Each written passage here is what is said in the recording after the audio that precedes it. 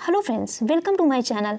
आई am Akanksha Grery. आज मैं आपको जीएस दृष्टि के पर्यावरण एवं पारिस्थितिकी के फर्स्ट पार्ट पढ़ाने जा रही हूँ और भी इसके कई पार्ट्स आएंगे। इसकी खास बात यह है कि इसमें चित्रात्मक प्रस्तुति की गई है। मीन्स सभी टॉपिक को बहुत ही अच्छे से चित्र के माध्यम से और रे डायग्राम के माध्यम से कवर किया गया है। देखिए, अगर आप कोई भी एग्जाम देने जा रहे हैं तो आप इस सीरीज को अवश्य देख कर जाएँ, आपको इससे निश्चय लाभ मिलेगा। देखिए, इससे पहले हमने स्टार्ट किया था इकोनॉमिक की सीरीज और साइंस में, और साथ में हमने फिर स्टार्ट किया था इंडियन ज्योग्राफी और पॉलिटी। ये सारी सीरीज हमने कंप्लीट कर दिया है। अगर आपने मेरा ये सारा लेक्चर नहीं देखा है तो आप जाके देख सकते हैं, क्योंकि मैंने उसमें वही सारे टॉपिक कवर किया है जो आपके एग्जाम की दृष्टि से इम्पॉर्टेंट है और जहाँ से आपके क्वेश्चन बनते हैं। क्योंकि आपको पता है मेरा टारगेट यही है कि आप कम टाइम में मैक्सिमम आउटपुट ले लें, क्योंकि अभी इतना आपके पास टाइम नहीं है कि आप मोटी मोटी बुक को पढ़ सकें।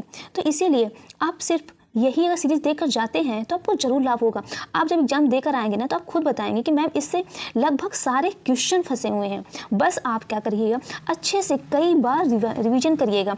साथ में जिस चीज़ का आपका एग्जाम है उसका प्रीवियस ईयर क्वेश्चन पेपर, और अगर आप पीसीएस दे रहे हैं और आरओ दे रहे हैं तो आप घटना चक्र पूर्वावलोकन जरूर लगाएं। अगर आप इतना करके चाहते हैं तो आपका जीएस में आसानी से अच्छा स्कोर आपको मिल जाएगा। ओके, आइए स्टार्ट करते हैं हम अपने लेक्चर से। आइए स्टार्ट करते हैं पर्यावरण एवं सतत विकास। सबसे पहले हम देखेंगे पर्यावरण को। देखिए, पर्यावरण जो है हमारा दो शब्दों से मिलकर बना है। एक हमारा क्या है परि, दूसरा हमारा क्या है आवरण, जिनका शाब्दिक अर्थ क्या है कि जीवों के चारों ओर से घेरा हुआ आवरण। यानी कहने का मतलब यह है कि हमारे आसपास में जो भी है वो क्या कहलाता है, पर्यावरण कहलाता है। आप ऐसे समझ सकते हैं। आइए देखते हैं। देखिए, पर्यावरण, देखिए हमारे रहने वाले परिवेश की समग्रता को क्या कहते हैं, पर्यावरण। क्या है, जहां भी हम रहते हैं उसके आसपास जो भी वातावरण पाया जाता है उसको क्या बोलते हैं, पर्यावरण। आप ऐसे समझ सकते हैं। ठीक है, पर्यावरण देख रहे हैं, अभी हमने बताया दो शब्द से मिलता है, परि और आवरण, जिनका शाब्दिक अर्थ क्या है, जीवों के चारों ओर से घेरा हुआ आवरण। जीवों को चारों ओर से घेरा हुआ आवरण, यानी जीव कौन हो गए, हम लोग हो गए। यानी तो जो भी हमारे आसपास की जितना भी चीज आपको दिख रहा है या जो भी हमें वातावरण दिख रहा है वो हमारा क्या है, पर्यावरण है। आप ऐसे समझ सकते हैं। देखिए, ये कई बार एग्जाम में पूछा जाता है कि पर्यावरण संरक्षण अधिनियम, ये आपको डेट भी पूछ लिया जाता है। ये कब आया था, 1986 आया था। कब आया था, 1986। कई बार पूछा गया, तो आप लोग इसको ध्यान में रखिएगा। देखिए, पर्यावरण संरक्षण अधिनियम 1986 के अनुसार क्या है, देखिए पर्यावरण किसी जीव के चारों तरफ घिरे भौतिक एवं जैविक दशाओं और उनके साथ अंतःक्रिया को सम्मिलित करता है। क्या कहलाता है कि किसी भी की जीव के चारों तरफ घिरे भौतिक एवं जैविक दशाएं और उनके साथ अंतःक्रिया को सम्मिलित करता है, वो क्या कहलाता है, पर्यावरण कहलाता है।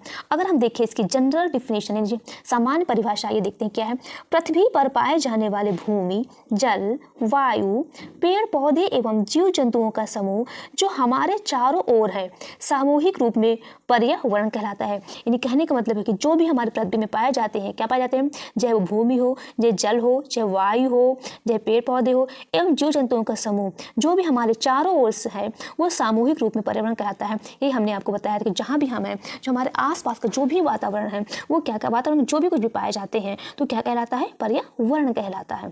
ये डिफिनेशन भी आपसे पूछ लिया जाता है, इसलिए इंपॉर्टेंट है, ध्यान में रखिएगा।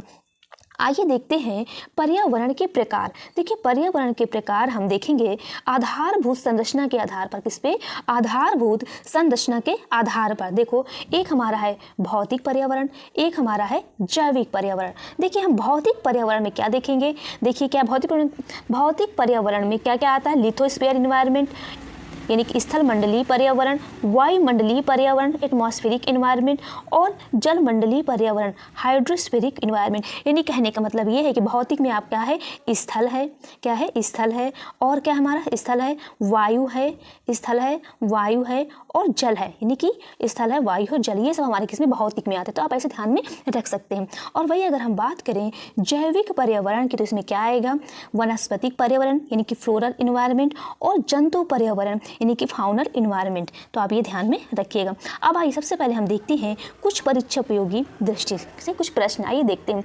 बस 2014 में पर्यावरण एवं वन मंत्रालय का नाम बदल दिया था। अब उसे क्या कर दिया गया है? पर्यावरण वन एवं जलवायु परिवर्तन मंत्रालय। क्या कर दिया गया है? पर्यावरण वन एवं जलवायु परिवर्तन मंत्रालय। पर्यावरण एवं वन मंत्रालय का कब सृजन हुआ है? देखिए, उस समय जो प्रधानमंत्री थे कौन थे? राजीव गांधी थे।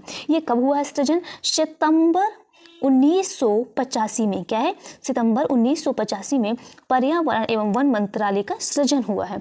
और हाँ, अभी हमने बताया था कि पर्यावरण संरक्षण अधिनियम कब आया था? तो वो आया था 1986 में। ये देखो दिया, पर्यावरण संरक्षण अधिनियम पारित हुआ। कब पारित हुआ? वर्ष 1986 में। और पर्यावरण एवं वन मंत्रालय का सृजन कब हुआ है? 1985 में। और 2014 में इसका नाम बदल दिया गया है। ठीक है, क्या कर दिया गया है? पर्यावरण वन एवं जलवायु परिवर्तन मंत्रालय। ओके, अब आइए नेक्स्ट देखते हैं हम लोग पर्यावरण से हमारा अभिप्राय क्या है। थोड़ा सा और हम अच्छे से देखेंगे। देखिए क्या है? संपूर्ण दशाओं का योग जो मनुष्यों को एक समय बिंदु पर घेरे हुए। क्या है? संपूर्ण दशाओं का योग जो मनुष्यों को एक समय बिंदु पर घेरे हुए है। अंतः संबंधित होने वाली जैविक, भौतिक, सांस्कृतिक तत्वों की अंतः क्रियात्मक व्यवस्था। क्या है? अंतः संबंधित होने वाले जैविक, भौतिक, सांस्कृतिक तत्वों की अंतः क्रियात्मक व्यवस्था है। और हम तीसरा क्या देखेंगे? जल, वायु, भूमि, पौधे व पशुओं की प्राकृतिक दुनिया जो इनके चारों ओर उपस्थित है। ये सब हमारे किसकी डिफिनीशन है? पर्यावरण की। आप ध्यान में रखिएगा, क्योंकि मैंने बताया कि पर्यावरण की परिभाषा पूछ लिया जाता है। अब आइए हम लोग देखते हैं पर्यावरण के कुछ विविध पक्ष हैं। देखिए, अगर हम स्तर की बात करें तो इसमें दो स्तर हैं। एक हमारा है लघु स्तर है, एक हमारा बृहत स्तर है। लघु स्तर में आता है जीवाणु का पर्यावरण और बृहत स्तर में आता है वृक्ष का पर्यावरण।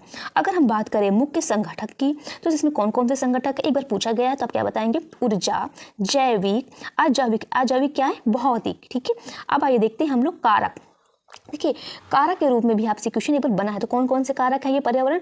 एक संसाधन के रूप में, एक नियंत्रण के रूप में ये कारक है। अब हम देखेंगे इसमें विभिन्नताओं का कारक क्या है, विभिन्नताओं का कारण क्या है? जलवायु में परिवर्तन, मृदा प्रकार और स्थलाकृति में अंतर, ये सब विभिन्नताओं का कारण है। ये हम देख रहे हैं पर्यावरण विविध पक्ष। आप ध्यान में रखिएगा। अब आइए हम लोग देखते हैं निष्कर्ष, यानी पर्यावरण का निष्कर्ष क्या है। देखिए इसका निष्कर्ष क्या है ये देखते हैं। जैविक अजैविक संगठनों से निर्मित एक संरचना है। क्या है? जैविक अजैविक संगठनों से निर्मित एक संरचना है। सभी जैविक एवं अजैविक अवयवों का सम्मिश्रण। क्या है? जैविक है और अजैविक अवयवों का सम्मिश्रण है। अब हम देखेंगे नेक्स्ट जैविक, भौतिक एवं क्या है? भौतिक एवं जैविक संकल्पना। नेक्स्ट क्या है? इसकी रचना। ये सब निष्कर्ष देख रहे हैं पारस्परिक क्रियाशील तंत्रों से और क्षेत्रीय तथा भूमंडलीय स्तर की विभिन्नताएं। छठा देखिए एक अविभाज्य समष्टि। क्या है? एक ये क्या है? पर्यावरण एक अविभाज्य समष्टि। देखिए क्या है? इसको विभाजित नहीं कर सकते, नहीं कहने का मतलब ये है। ठीक है, ये सब क्या थे? हमारे पर्यावरण के निष्कर्ष थे। आइए हम नेक्स्ट टॉपिक देखते हैं। नेक्स्ट इसी में विकसित तथा विकासशील देशों की पर्यावरण चिंताएं क्या है, यानी विकसित एवं विकासशील देशों की पर्यावरण चिंताएं क्या है। देखिए इसमें क्या है? पर्यावरण पहलू हम देखेंगे, इधर हम देखेंगे विकासशील देश और इधर हम देखेंगे विकसित देश, इनकी चिंताएं क्या है। देखिए पर्यावरण पहलू क्या है? वायु पहला क्या है? अगर हम बात करें वायु की तो देखिए इसमें क्या है? अगर हम विकासशील देशों की बात करें तो प्रमुख नगरों में वायु प्रदूषण क्या है? प्रमुख, इनकी चिंताएं किसमें है? प्रमुख नगरों में वायु प्रदूषण। लेकिन जो विकसित देश है वायु प्रदूषण, भूमंडलीय उष्मायन, ओजोन रिक्तिका। ठीक है, ये विकसित देश का है। नेक्स्ट देखो क्या है? भूमि तथा मृदा। क्या है? भूमि तथा मृदा। इसमें क्या है? विकासशील देशों में मृदा अपरदन, मरुभूमिकरण, कृषि का परिवर्तित रूप। और इसमें विकसित देश में क्या है? मृदा हानि, ठोस अपशिष्ट निपटान, बदलता भूमि उपयोग। नेक्स्ट हम देखेंगे पहलू क्या है हमारा? जल। क्या है? जल। पेयजल एवं सिंचाई जल का अभाव, ये हमारे किसमें है? विकासशील देश में है। वही अगर हम बात करें विकसित देश में क्या है? अंतरा स्थलीय एवं समुद्री जल का प्रदूषण है। नेक्स्ट देखिए पादप तथा प्राणी, इसमें क्या है? वनोन्मूलन, वन क्षेत्रफल में कमी। इसमें क्या है? विकसित देश में आनुवांशिक विविधता की हानि और फसल को हानि। ये हम देख रहे थे विकसित एवं विकासशील देशों की पर्यावरण चिंताएं। ठीक है, अब हम देखेंगे पर्यावरण के मुख्य संगठक कौन है। मुख्य संगठक कौन? अभी हमने देखा था उसमें ऊर्जा, जैविक, अजैविक। अजैविक मतलब क्या है? भौतिक। जिसमें क्या आएगा? आर्द्रता। ये भी पूछ लेता है कि अजैविक क्या है, आपको 4 ऑप्शन दे दिया जाएगा, आपसे पूछ लिया जाएगा बताइए इसमें अजैविक संगठक क्या है, ये जैविक संगठन क्या है, तो आप ध्यान में रखिएगा। अजैविक में क्या आएगा? आर्द्रता तथा जल, तापमान, वायुमंडलीय गैसें, अल्टीट्यूड या तुंगता, स्थलाकृतियाँ, ये सब किस में आएंगे? अजैविक में आएंगे। अगर हम जैविक की बात करें तो क्या आएगा? पादप, जंतु यानी कि प्लांट, एनिमल, सूक्ष्म जीव और विघटक यानी कि डीकम्पोजर, आप ऐसे समझ सकते हैं। ऊर्जा में क्या आ जाएगा? सौर ऊर्जा और भूतापी ऊर्जा। तो ये सब हमारे किसके हैं? पर्यावरण के मुख्य संगठक हैं। अब देखते हैं इसमें क्या है। मानव पर्यावरण संबंधी अवधारणा क्या है? देखिए, कृतिवाद क्या है? कृतिवाद, नियतिवादी अवधारणा, मानकी दृष्टिकोण, संभाववादी अवधारणा, पारिस्थितिकी दृष्टिकोण, नवनियतिवादी अवधारणा। ओके, अब आइए हम लोग देखते हैं पर्यावरण पर मानव का प्रभाव क्या है। देखिए, दो तरफ से प्रभाव पड़ता है। एक हमारा है अप्रत्यक्ष प्रभाव, दूसरा है हमारा प्रत्यक्ष प्रभाव। अप्रत्यक्ष में क्या आएगा? औद्योगिक अपशिष्ट, ग्रीन हाउस गैस के सांद्रण में वृद्धि, कृषि रसायनों का प्रयोग और भारी धातुओं का विमोचन। क्या क्या आएगा? औद्योगिक अपशिष्ट, ग्रीन हाउस गैस के सांद्रण में वृद्धि, कृषि रसायनों का प्रयोग, भारी धातुओं का विमोचन। वही अगर हम प्रत्यक्ष प्रभाव की बात करें तो उसमें क्या क्या आएगा?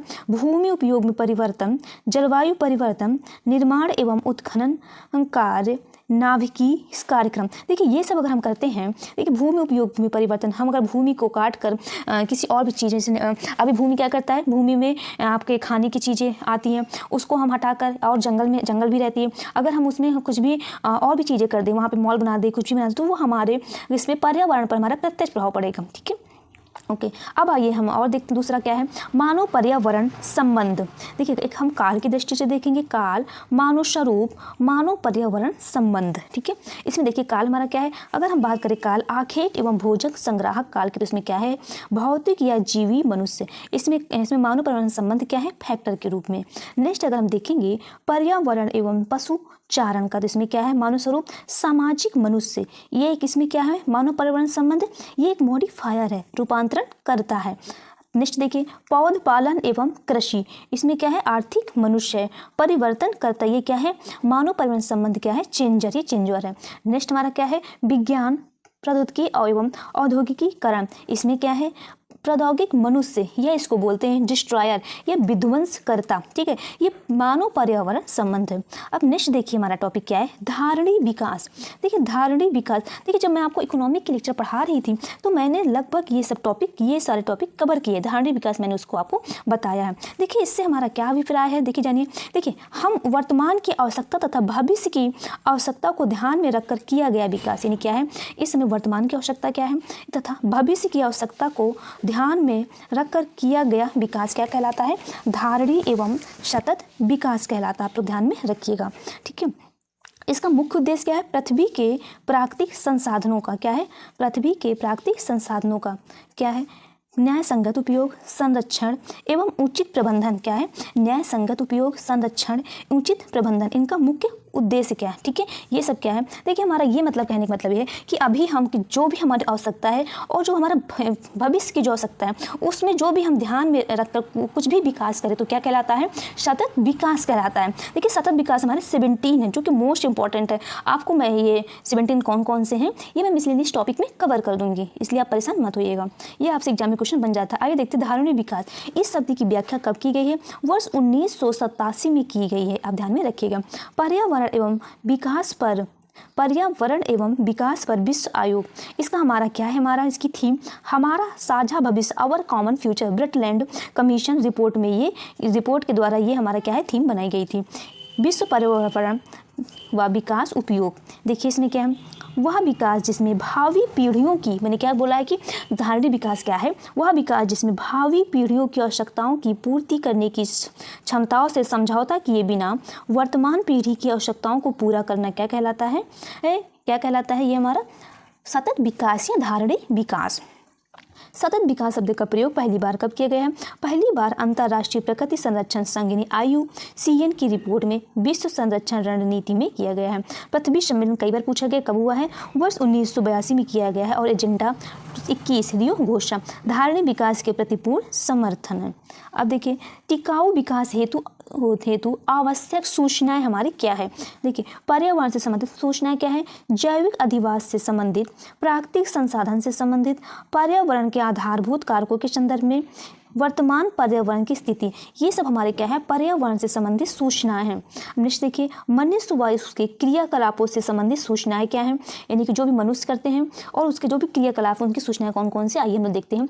जनसंख्या वृद्धि दर, जनसंख्या का आकार, विभिन्न संसाधन एवं खाद्य उपलब्धता, गैर अनिवार्य संरचनात्मक सुविधाएं, औसत जीवन स्तर तथा प्रति व्यक्ति आय, तकनीकी स्तर, ये सब हमारे क्या है, मनुष्य व उसके क्रियाकलापों से संबंधित सूचनाएं हैं। अब हम देखेंगे धारणी विकास का अंतर संबंध क्या है। देखिए, इसका अंतर संबंध क्या आप देख रहे हैं, ये एक दूसरे से क्या है, ये रिलेट है। सामाजिक यानी सोशल, सहनीय, समतामूलक, संपोषणी, ठीक है, व्यवहार, इकोनॉमिक या आर्थिक, पर्यावरण, तो ये हमारा क्या है, धारणी विकास का अंतर संबंध है।